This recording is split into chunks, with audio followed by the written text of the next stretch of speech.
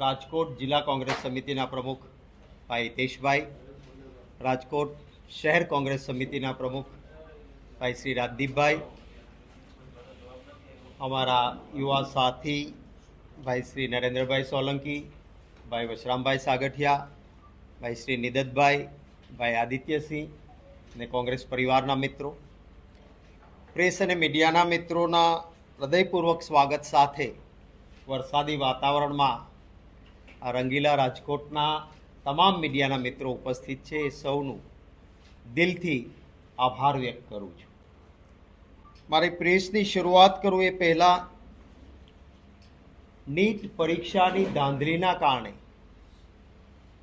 દેશના 21 વિદ્યાર્થીઓએ આત્મહત્યા કરી છે. કોંગ્રેસ પક્ષ વતી અને અંગત રીતે આજે 21 વિદ્યાર્થીઓએ આત્મહત્યા કરવી પડી છે. એમને શ્રદ્ધા સુમન સમર્પિત કરું છું. આશાસ્પદ વિદ્યાર્થી, કારણ કે નીટની પરીક્ષા આપતા હોય એટલે સમજી શકાય કે તેજસ્વી હોય. પરિવાર પર આવી પડેલા દુઃખને ઈશ્વર સહન કરવાની શક્તિ આપે એવી ઈશ્વરને પ્રાર્થના કરું છું. આપણું દેશનું બંધારણ, ભારતનું બંધારણ દુનિયાભરમાં શ્રેષ્ઠ લેખિત બંધારણ કહેવાય છે. બાબા સાહેબ આંબેડકરની અધ્યક્ષતામાં ડ્રાફ્ટ બન્યો અને આઝાદીના સમયે નિસ્વાર્થ રીતે દેશ માટે જેઓએ કોઈ અપેક્ષા વગર લડતો લડી હતી એવા આપણા એ પૂર્વજોએ, મહાન આત્માઓએ દેશની સંવિધાન સભામાં બેસીને જે બંધારણ બનાવ્યું એ બંધારણમાં કેટલાક મૂળભૂત અધિકારો મળ્યા. બાબા સાહેબ આંબેડકરે કહેલું કે આ મૂળભૂત અધિકાર એ બંધારણનો આત્મા છે. આ બંધારણના મૂળભૂત અધિકારમાંનો એક અધિકાર છે વાણીની સ્વતંત્રતા, અભિવ્યક્તિની સ્વતંત્રતા, કોઈ પણ હથિયારો વગર શાંતિપૂર્ણ ધરણા, પ્રદર્શન, દેખાવો, રેલીઓ, સરકારની નીતિઓ પસંદ ન હોય તો એના વિરુદ્ધ પણ અવાજ ઉઠાવવાનો દેશના દરેક નાગરિકને બંધારણીય અધિકાર પ્રાપ્ત થયો છે. આજ સુધી ક્યારેય પણ ન બની હોય એવી ઘટનાઓ વારંવાર બને છે. કદાચ કોઈ વડીલ જૂનાકાર પત્રકાર મિત્રો હશે અથવા આપ એને પૂછશો તો ખ્યાલ આવશે. કોંગ્રેસનું શાસન હોય કે અન્ય શાસન રહ્યા આપણા ગુજરાતમાં જે સચિવાલય છે ને એ સચિવાલયના પાસેનો જે ચોક ચ રોડ ઉપરનો, જેને ચ5 કહેવાય છે, બિલકુલ સચિવાલયની ફેન્સિંગ પાસે આ ચ5 પર સરકાર વિરુદ્ધ ગુજરાતમાંથી જેને આંદોલન કરવું છે, દેખાવો કરવા છે, એને ત્યાં ધરણા માટે ચ5 કોર્નર પર જગ્યા અપાતી અને જે સરકાર રહેતી એ સરકાર છાંયડો અને પાણી સરકાર વ્યવસ્થા કરી દીધી. કારણ કે ધરણા પ્રદર્શન સરકારો માનતી હતી કે આ બંધારણીય અધિકાર છે.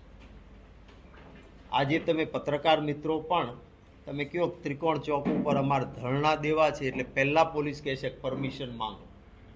શેની પરમિશન માંગવા? આજે દિલ્હી ખાતે યુવાનો શાંતિપૂર્ણ રીતે રેલી નીકળી હતી. કોઈના પાસે હથિયાર નહોતું.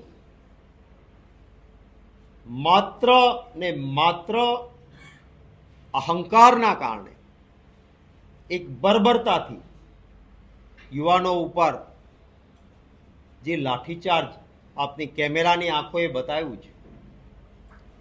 12 વર્ષની દીકરીની પીઠ પર ફટાફટ લાઠીઓ પડતી હોય આપણે જોઈ. દિલ્હીની હોસ્પિટલમાં આઈસીયુમાં 19 વર્ષની દીકરી જીવન મરણ વચ્ચે ઝોલા ખાય છે, આઈસીયુમાં છે. આવા અનેક વિદ્યાર્થીઓ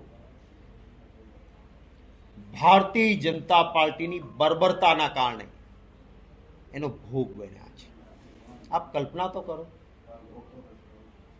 આ દેશમાં શાંતિપૂર્ણ પ્રદર્શન માટે વર્ષોથી જંતર મંતરનો એ વિસ્તાર ધરણા પ્રદર્શન માટે આપ્યો છે. ત્યાં પોલીસ માઇક ઉપરથી એનાઉન્સમેન્ટ સતત આપે, સાંભળ્યું. વાંગચુકને ઉઠાવીને લઈ ગયા પછી ખાલી કરો, ખાલી કરો, ટીયર ગેસ, લાઠીચાર્જ. આ લોકશાહી વ્યવસ્થામાં ન ચાલી શકે. અને એટલા જ માટે ગઈકાલે સંસદમાં, લોકસભામાં વિરોધ પક્ષના નેતા શ્રી રાહુલ ગાંધીજી, રાજ્યસભામાં કોંગ્રેસ પક્ષના નેતા, વિરોધ પક્ષના નેતા મલ્લિકાર્જુન ખરગે સાહેબે આ ચર્ચા માંગી. હવે સરકાર પણ ગુમરાહ કરે છે. ખાસ કરીને મીડિયાના મિત્રોને કહું છું કે સરકાર ચર્ચા કરવા તૈયાર છે, સરકાર ચર્ચા કરવા તૈયાર છે. ચર્ચા માંગી છે સભા મોકૂફીના પ્રસ્તાવ સાથે. આ નિયમમાં જોગવાઈ છે. અનેક વખત ચર્ચા આપી. હવે આ ભાજપ શું કહે છે કે ચર્ચા માટે તૈયાર છે, પણ એ કેવી ચર્ચા? સભા મોકૂફીના નિયમ મુજબ નહીં. એટલે શું થાય કે વિરોધ પક્ષને મર્યાદિત મિનિટ મળે અને પછી લાંબુ ભાષણ મિનિસ્ટર કરે રાજકીય રીતે, અને ભક્ત ચેનલો એ જ દેખાડ્યા કરે, અને ચર્ચા ના કહેવાય. સભા મોકૂફીનો પ્રસ્તાવ, અમારી નોટિસ માન્ય કરીને ચર્ચા આપો, આ માંગણી છે વિરોધ પક્ષની. અને એના પાછળનું લોજિક, એનું કારણ એ જ છે કે વિસ્તૃત ચર્ચા થાય એ જરૂરી છે. નીટનું પેપર લીક થયું, 21 વિદ્યાર્થીઓએ આત્મહત્યા કરી. શિક્ષણ બંધારણ ઘડાયું ત્યારે કહ્યું હતું કે સરકારની ફરજ છે શિક્ષણ પૂરું પાડવું. રાઇટ ટુ એજ્યુકેશન કોંગ્રેસની સરકારે આપ્યો, ભણવાનો અધિકારનો કાયદો આપ્યો. આ ભારતીય જનતા પાર્ટી એને ખોટી નીતિ છે, એનો અમલ નથી. સૌને વિનંતી કરું છું, ને આપને કેમેરાની આંખોથી ભાજપના નેતાઓને પણ કહું છું કે તમારા કોઈ કાકા, મામા, બાપા ડોક્ટર કે એન્જિનિયર થયા હોય, કોંગ્રેસનું શાસન હતું ત્યારે, એને પૂછજો કેટલા રૂપિયામાં ડોક્ટર થયા, કેટલા રૂપિયામાં એન્જિનિયર થયા, કેટલા પૈસા થયા હતા તમે ગ્રેજ્યુએટ થયા તો. નજીવી રકમમાં કોંગ્રેસના શાસનમાં ડોક્ટર કે એન્જિનિયર થવાતું, અને ગ્રેજ્યુએટ થવા માટે BCom, BSc, BA, LLB, LLM મેં પોતે કર્યું. પૈસા તમે એ વખત કોંગ્રેસના શાસનમાં, મારી પાસે આજે રિસીટો પડી છે, આપના વડીલોને પણ પૂછશો તો ખ્યાલ આવશે. સંપૂર્ણ મફત જેવું ને ઉત્તમ શિક્ષણ આ કોંગ્રેસ આપતી હતી. આજે ભાજપના નેતાઓની મોટાભાગે શૈક્ષણિક સંસ્થાઓમાં શિક્ષણને એક વ્યાપાર બનાવી દીધો, વ્યવસાય બનાવી દીધો. અને સરકારી સ્કૂલો હજારોની સંખ્યામાં બંધ. સરકારી કોલેજોમાં પ્રોફેસર નહીં, પ્રિન્સિપાલ નહીં. એટલે ફરજિયાત છોકરાના ભવિષ્ય માટે મારા ગુજરાતીઓએ લાખો રૂપિયાનો ખર્ચ કરીને, ઘર બાર ગીરવે મૂકીને ભણાવવું હોય તો જ ભણી શકાય એવી સ્થિતિ. અને એ પછી આ બધું જ કર્યા પછી જ્યારે પરીક્ષા આવે ત્યારે મહેનતકશ વિદ્યાર્થી મહેનત કરે અને પૈસાના જોરે કે ભાજપના સાથે મિલાપટીવાળા એ વ્યક્તિઓના છોકરાઓ પેપર લીક કરાવે, પેપર ફોડે, એના ટકા ઊંચા આવે. અને મહેનતકશ વિદ્યાર્થી, કોઈ ગરીબના ઘરનો દીકરો, ભગવાને તો બુદ્ધિ, દિમાગ ઝૂંપડામાં જન્મે કે બંગલામાં જન્મે, કદાચ ઝૂંપડામાં જન્મે છે એનું વધારે તેજસ્વી દિમાગ હોય છે. દાખલો આપણે એકલવ્યજીનો પણ લઈ શકીએ. પરંતુ એવા બાળકોને અન્યાય થાય છે ત્યારે નીટનું પેપર જે રીતે લીક કરવામાં આવ્યું, અને પરીક્ષા નીટની એ કોણ આપે? ભવિષ્યમાં એ ડોક્ટર થવાનો છે. જે માણસ પૈસાના જોરે પેપર લીક કરાવીને ડોક્ટર બનશે, તેજસ્વી વિદ્યાર્થીને બાજુમાં રાખીને, એ ડોક્ટર આવતા દિવસોમાં જે કોઈ લોકોના જીવન સાથે ચેડા કરશે, એટલા માટે પણ ગંભીરતા છે. 22 લાખ વિદ્યાર્થીઓએ નીટની પરીક્ષા આપી હતી. ફરી પરીક્ષા લેવાની.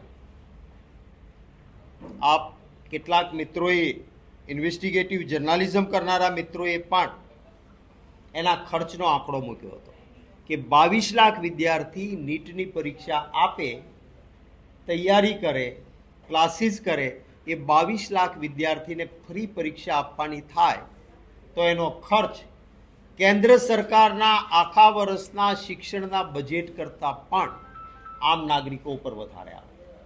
રાહુલ ગાંધીજીએ જે મુદ્દાસર, પુરાવાસર વિદ્યાર્થીઓ પાસેથી આવેલી માહિતી સોશિયલ મીડિયા અને કેટલીક સાચું બતાવનારી ચેનલો છે, એમાંના કારણે ઉજાગર એવું થયું દેશમાં કે નીટની ફરી એક્ઝામ. પણ ફરી એક્ઝામના કારણે વિદ્યાર્થીઓની માનસિકતા શું થાય? જેણે તૈયારી કરી છે એને આ પરીક્ષા આપી દઈશ. કેટલાકે પરીક્ષા આપ્યા પછી થાય જેનો જેવી સગવડતા, કોઈ પરદેશ ફરવા જવું, કોઈ રાજ્યમાં ફરવા જવું, કોઈ રાજ્ય બહાર ફરવા જવું. ફરી પરીક્ષાના કારણે બધાનો કાર્યક્રમ ચોપટ.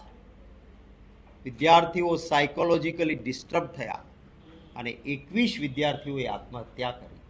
ત્યારે રાહુલ ગાંધીજીએ છાત્રો કી ગુંજ, વિદ્યાર્થીઓના શું પ્રશ્નો છે, મન કી બાત એટલે હું બોલું તમે સાંભળો એમ નહીં, તમે બોલો, હું પણ બોલું, તમારી વાત સાંભળું અને રાજ્યના કે દેશના વિદ્યાર્થીઓના પ્રશ્નો વિરોધ પક્ષના નેતા તરીકે હું ઉઠાવીશ. અને એ રીતે એમણે આ કાર્યક્રમ શરૂ કર્યો. આખા દેશમાં આજના દિવસે મોટા મોટા શહેરોમાં જે કોઈ અમારા પક્ષના, મારા જેવા વ્યક્તિઓ છે, કાર્યકર્તાઓ છીએ અમે, અમારે વિદ્યાર્થીઓની વચ્ચે જવાનું છે. વિદ્યાર્થીઓની સાથે થોડી પ્રાથમિક વાત કરીને એમની સમસ્યા, એમનો અવાજ, એમના મનની વાત સાંભળીને વિરોધ પક્ષ તરીકે કોંગ્રેસ એ વિદ્યાર્થીઓની વાતને ઉઠાવશે. સરકારે એ ભૂલમાંથી બોધપાઠ લેવો જોઈએ અને ફરી આવી ભૂલ ન થાય એની ચિંતા કરવી જોઈએ. 2024માં નીટનું પેપર લીક થયું, એપી સેન્ટર ગુજરાત નીકળ્યું, ગોધરામાંથી હકીકત પકડાણી, કલેક્ટરે FIR કરવી પડી અને જે પકડાણા એ ભાજપના હોદ્દેદાર પણ નીકળ્યા. એમાં એક પણ ના ઘરે બુલડોઝર ન ગયું, મોકલે ને બુલડોઝર પાડવા. તમારે ટીવીની ચેનલમાં દેખાય, કોઈ નાનો બેટો બિચારો ગરીબ તોહમતદાર હોય ને, એને ટાંટિયામાં એટલે લાકડીઓ મારી હોય કે પેલો ઊભો રહી શકે નહીં, કે ચાલી પણ શકે નહીં. આ ગોધરામાં નીટમાં જે પકડાયા એને ભાજપને ફંડ આપ્યું હતું એ સંસ્થાએ, એટલે એને ત્યાં બુલડોઝર ના ગયું, એના કોઈના ટાંટિયા ના ભાંગ્યા. અને 2024માં મેં પાર્લામેન્ટમાં નીટના પેપર વિશે વાત કરી હતી. ત્યારે સરકારે જો બોધપાઠ લીધો હોત તો ફરી નીટનું પેપર 2024માં આ રીતે લીક ન થયું હોત. હું મારી એ વખતની થોડી સેકન્ડની વિડીયો છે, आपने बताविश અને એ પછી આપની प्रश्नों के बारे में बाहर के स्टेट के लड़कों को सेंटर कहा गया कि गोधरा के ये 2 सेंटर का आप ऑप्शन दो.